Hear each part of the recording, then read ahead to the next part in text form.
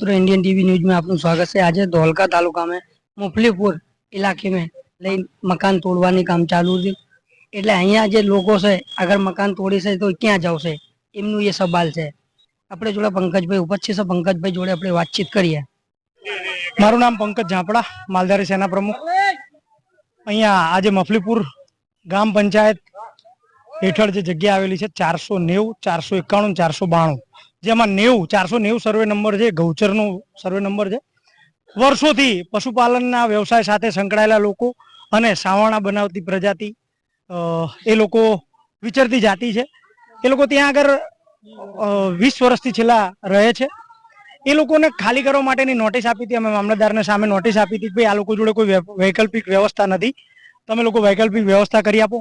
અમને કોઈ નગર પાણી પુરવઠાને જગ્યા વેચાણ આપેલ છે।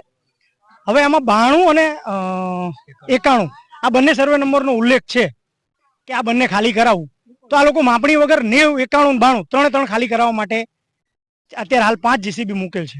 અમે પ્રાંત સાહેબને રજૂઆત કરવા આવ્યા, મોટી સંખ્યામાં ભેગા થઈ।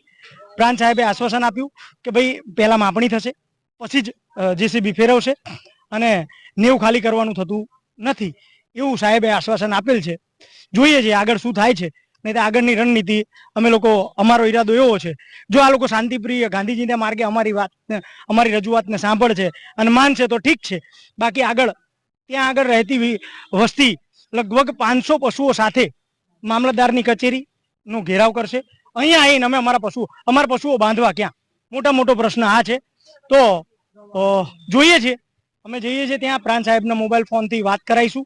જો એ બંધ કામ થાય તો ઠીક છે, કામ બંધ ના થાય તો પછી અમારું આગળનું સ્ટેન્ડ એ હશે કે અમે અમારા પશુઓ લઈ અને મામલતદાર કચેરીની અંદર આવીશું, કેમ કે અમારી પાસે જગ્યા નથી અને હવે માથે વરસાદ છે। કાં તો અમને 8-10 મહિનાનો ટાઈમ આપે, વરસાદ જાય એનો ટાઈમ આપે, છેલ્લે 4 મહિનાનો ટાઈમ અમને આપે તો 4 મહિનાની અંદર અમે અમારી પોતાની વૈકલ્પિક વ્યવસ્થાઓ અમે અમારી રીતે કરી અને પછી અમે નીકળી જઈશું। આ અમારી રજૂઆત હતી। જોઈએ છે આગે ગોરખ જાગે।